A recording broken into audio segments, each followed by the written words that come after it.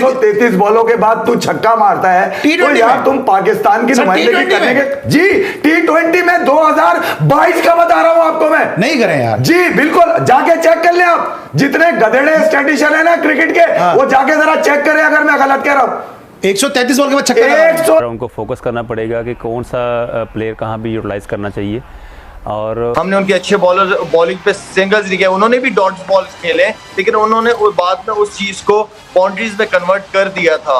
हमारे पास जहां पे हमारे बैट्समैनों को रन की जरूरत थी हमें लास्ट 5 ओवरों में वहां हमने रन भी नहीं किए विकेटें भी गिराई वहां पे उसको ओपनर रख के 1.5 साल से ये कैसा कप्तान है जो आज तक टॉप ऑर्डर नहीं निकाल सका।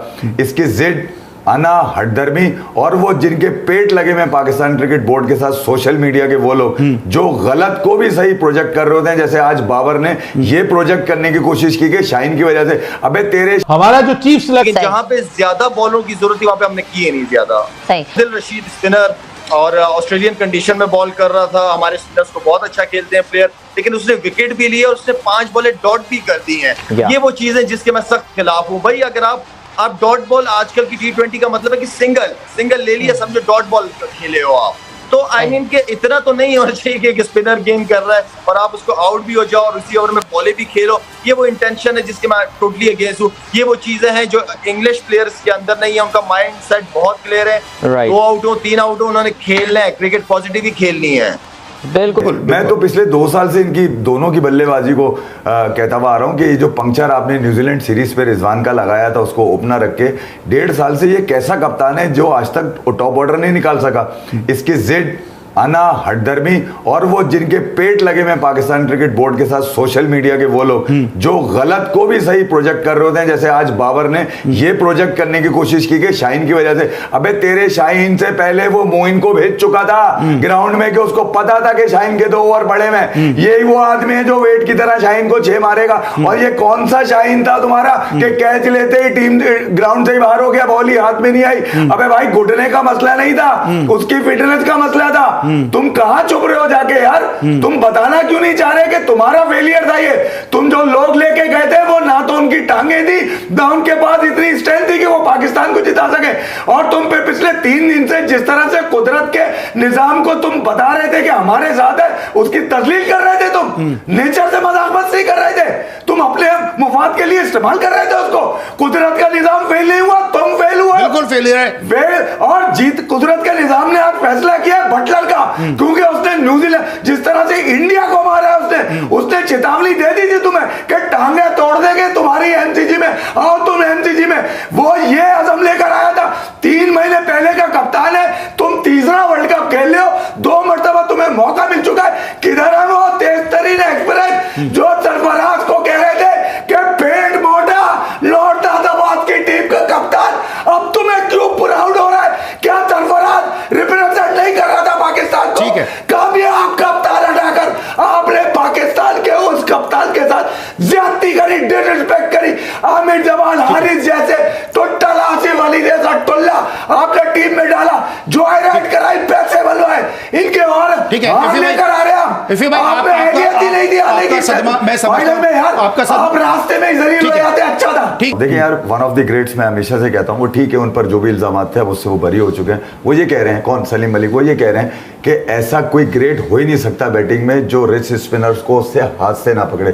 बाबर की सबसे बड़ी कमजोरी है वो अपने आप को ग्रेट कहते हैं। आदिल रशीद ने एक्सपोज कर दिया उनको आज के भाई उनके पास शॉट्स ही नहीं है वैसे भी नहीं है मगर मैं एक बाबर आजम के खिलाफ नहीं खुदा ना खास्ता किसी को लगता है कि कई दफा आउट हुए बाबर रिस्पॉन्सिबल गूगली उनको रीड ही नहीं कभी नहीं होती। अच्छा बाबर के मैं खिलाफ नहीं हूँ बाबर पाकिस्तान को सर्व करता है। मैं इससे पहले भी कह चुका हूँ कि बाबर को जो यूटिलाइजेशन थी वो ये थी कि यार 144 के स्ट्राइक रेट पे वो पिछले कप्तान के अंडर खेल रहा था और बाबर को वो सूर्या बना देता। अगर वो अब तक होता तो बाबर शायद अपने आप को चेंज देखते। मगर दो अहम बातें मैं अली मैं यहाँ करता देखिए यार जब आपको ये आसानी होगी ना कि हम पूरी एफर्ट कर रहे हैं जब आपको ये आसानी होगी कि हमारे हाथ में तो एफर्ट है विनिंग और लूजिंग गेम का हिस्सा है हम सीख रहे हैं तो यार फिर तो आसानी है ना, आप अगर 4 दिन काम पे नहीं आएंगे ना, आप जॉब कर रहे हैं, आप 4 दिन काम पे नहीं आएंगे ना, या तो आपको निकाल दिया जाएगा, बिल्कुल सही, या फिर आपकी अकाउंटेबिलिटी होगी परफॉर्मेंस पे। जब आपको सारे मंजन चल रहे हैं, आपके खाने पीने चल रहे हैं, हमें नहीं पता है तुम ड्रामे कर रहे हो, हम नहीं जानते कि तुम ये जानते हो कि 12 घंटे के बाद सब भूल जाएंगे,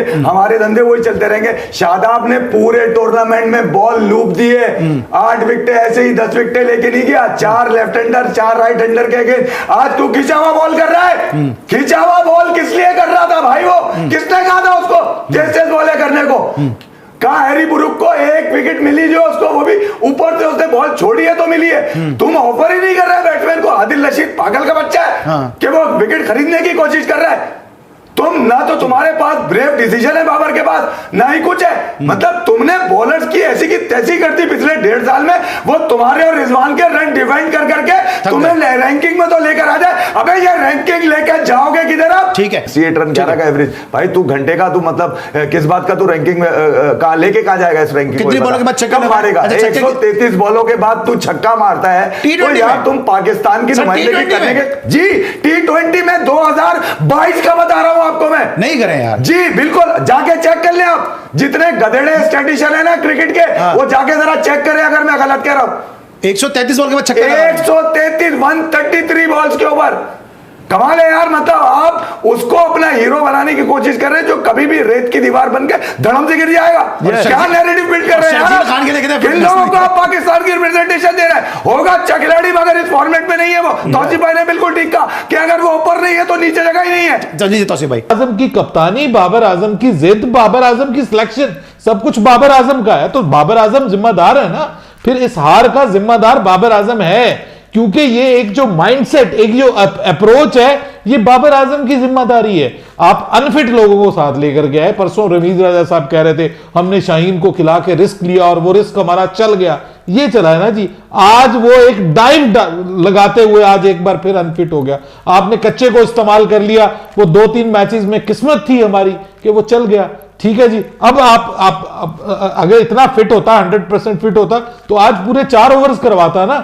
मसला यही है कि फखर जमान को आप अनफिट लेकर के आ गए। आपको कहा जाता रहा कि मिडिल ऑर्डर में खुदा के लिए कोई प्रॉपर मिडिल ऑर्डर बल्लेबाज लेकर के जाओ, लेकिन आप नहीं लेके गए। कौन जिम्मेदार है? अरे भाई रमीज राजा भी जिम्मेदार है कि जिसने कप्तान को इतनी खुली छुट्टी दी हुई है कि उसकी एक भी उसकी मर्जी के खिलाफ फैसला नहीं करना। हमारा जो चीफ सिलेक्टर है वो तो नाम का टुल्ला है। ठीक है जी, वो बैठ जाता है लैपटॉप लेके, ठीक है, और उसको और कोई काम नहीं है, बस जैसा उसको हुक्म दे दिया जाता है वैसा वो कर लेता है। देखिए, जब आप नाइंसाफी करेंगे, जब आप उन लोगों के साथ नाइंसाफी करेंगे कि जो के रखते थे, जो हक रखते थे, शोएब मलिक क्यों नहीं शामिल किया गया जी? क्या तकलीफ देता आपको शोएब मलिक? आप उसको चले, शोएब मलिक को और नहीं तो कम से कम आप शोएब मलिक को फखर जमान की जगह तो शामिल कर सकते थे ना। आपको पता था कि वो फिट नहीं है, आप उसका रिहैबिलिटेशन जो है वो T20 वर्ल्ड कप में बताएं किसी ने किसी का रिहैबिलिटेशन करवाया? आज मार्क वुड को उन्होंने अपनी टीम में नहीं खिलाया। This is called professionalism. हालांकि वो काफी हद तक फिट था और खबरें आ रही थी कि शायद उसको खिला लिया जाए, लेकिन उन्होंने मार्क वुड को आपके खिलाफ नहीं खिलाया। This is the way they used to play.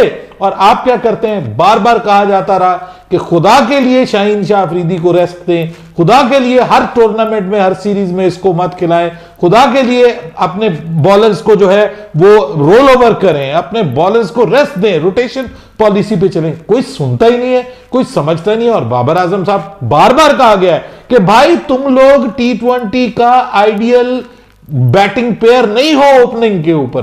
लेकिन हमारे कप्तान साहब, हमारे रमीज राजा साहब कहते हैं इतने अरसे के बाद तो हमें एक ऐसा ओपनिंग पेयर मिला है कि जो मतलब टिका हुआ है इतने अरसे से, वरना तो हम हर बार ओपनिंग पेयर ही आजमा रहे थे, चेंज कर रहे थे, आगे कर रहे थे। अरे भाई, आपका ओपनिंग पेयर वो होना चाहिए जो फियरलेस क्रिकेट खेले। आज एक डिफेंसिव क्रिकेट अप्रोच का मुकाबला हुआ है फियरलेस क्रिकेट अप्रोच के। वो नज़र वो बटलर और बाबर आजम की कप्तानी का, तो ये बात ठीक है कि बटलर के पास बाबर से ज़्यादा ऑप्शंस मौजूद होते हैं, लेकिन बाबर की बॉडी लैंग्वेज जो थी वो बता देती है कि वो कप्तानी